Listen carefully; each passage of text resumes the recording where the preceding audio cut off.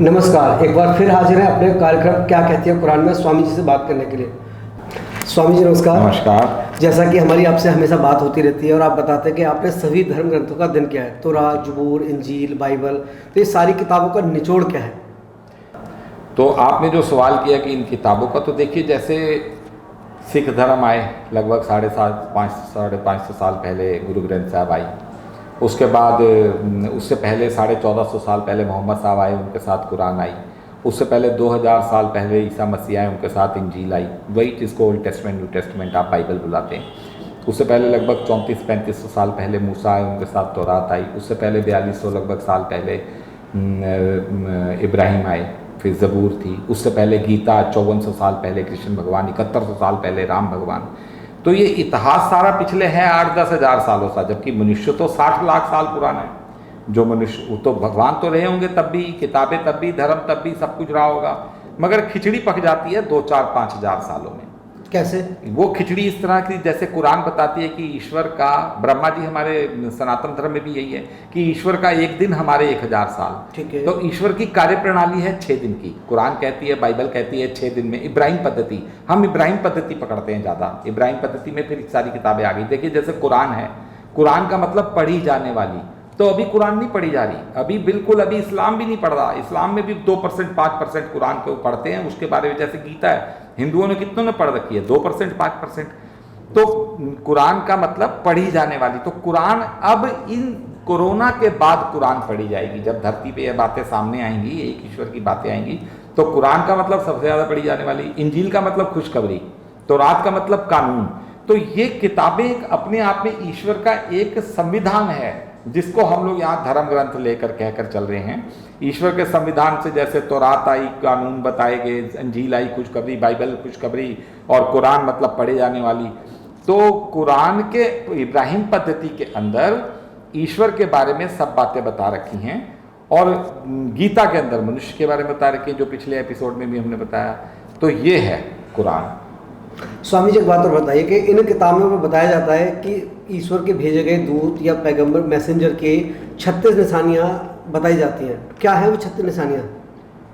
देखिए इब्राहिम पद्धति के अंदर जो किताबें, कुरान, तौरात, ज़बूर, इंजील, इन सब के अंदर old testament, new testament, Ibrahim पद्धति की ये किताबें हैं, जिसमें इब्राहिम पद्धति में मेन 3 ही धर्म हैं: ज्यूस, यहूदी जिन्हें कहते हैं, और क्रिश्चियनिटी और इस्लाम। यहूदियों से ही ये फटफटा के क्रिश्चियनिटी तैयार हुई, और उनसे ही फिर आगे फटफटा के फूट पड़ी तो इस्लाम तैयार हो गया। तो इनकी किताबों के अंदर 36 पहचानें दे रखी हैं जो ईश्वर का दूत आएगा, जो सबसे ज़्यादा यहूदियों की किताबों में है, तौरात के अंदर है, कि इन पहचानों के साथ वो व्यक्ति धरती पर आएगा। जैसे वो कहाँ पैदा होगा, कहाँ रहेगा, कैसे घर में रहेगा, कैसा जन्म होगा। जब वो आएगा तो धरती पे साइंस की रोज नए चमत्कार होंगे। जिस शहर में रहेगा वो शहर बड़ा फ्लरिश होगा। जिस शहर में रहेगा वहाँ पर उनके मुख्यमंत्री की वहाँ से सीट चली जाएगी। वो कैसे पढ़ेगा, कैसे रहेगा, क्या क्या चमत्कार उसके जीवन में घटित होंगे, वो सब किस किस जगह वो पैदा होगा और कैसे कैसे वो सब तो इब्राहिम पद्धति में दे रखी है। जबकि वही जो 6,500 आयतें कुरान में और 650 श्लोक गीता में, तो गीता को कंपाइल करके बहुत शॉर्टकट में सारी बातें वही लिखी हुई हैं। तो गीता के 16वें अध्याय के पहले 3 श्लोकों में वही 36 पहचाने दे। क्या है वो पहचाने?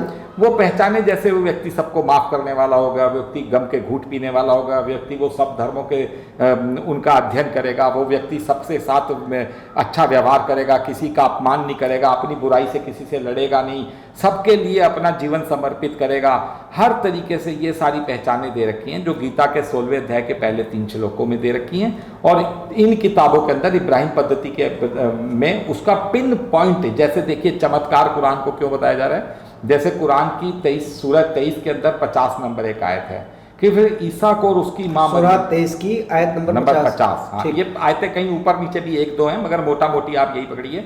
आप ये जो बातें, जब बातें दर्शकों से निवेदन है कि जब वो ये देखें तो किसी मौलाना से और डिस्कस करें, मौलाना इसके बारे में डिटेल में बताएगा। तो यहाँ तो शॉर्टकट में तो वो आयत है कि मैंने ईसा को और उसकी माँ मरियम को एक बहुत ही बुलंद मकान में उनका निवास बनाया, और फिर वहां पर बड़ी हरियाली हुई, और फिर उस बुलंद मुकाम के ऊपर एक झरना जारी कर दिया जी। तो ये देखिए ऐसा कौन सा मकान हो सकता है कि जो झरने के नीचे हो? वो लोग निकलेंगे आएंगे कैसे, जैसे जाएंगे कैसे, मगर कुरान में ये आयत आ रही है। अब कुरान में आयत आ रही है तो ये सत्य है।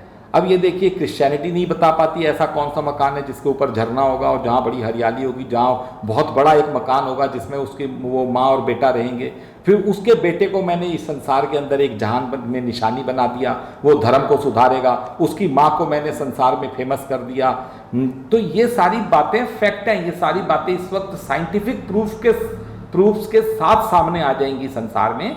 जैसे ही भारत सरकार इन वीडियोस का और वो जो दावे किए जा रहे हैं रियल मीटिंग विद गॉड 1 2 3 4 में, भगवान जब सरकार इन बातों को उठाएगी और इन सब बातों को निकाला जाएगा तो ये सारी बातें कुरान के चमत्कार संसार के सामने आ जाएगी। ये जो आयत है इसको कोई इस्लाम का, बाइबल का, कोई भी धर्म का इसका बता दे और वो व्यक्ति बता देगा ये वो मकान है, यहाँ वो रहते हैं, ये वो झरना है और ये वो हरियाली है। तो ये सारी बातें आएंगी चमत्कार। कुरान की एक एक आयत चमत्कार है, एक एक आयत में ऐसी बातें बता रखी हैं जो समय आएगा तो जब सब सिद्ध साबित होंगी, इस्लाम को भी पता चलेगा कि कुरान ये है और संसार को भी पता चलेगा कुरान ये है। स्वामी जी बहुत बहुत धन्यवाद आपका समय देने के लिए। और मैं दर्शकों से कहना चाहूँगा कि 36 निशानियाँ स्वामी जी द्वारा बताई जा रही हैं, आप खुद उन किताबों का अध्ययन कर देख सकते हैं कि स्वामी जी ने कही हैं वो बातें किताबों में लिखी हैं या नहीं लिखी हैं। आप हमसे जुड़े रहिए, देखते रहिए PNI न्यूज़।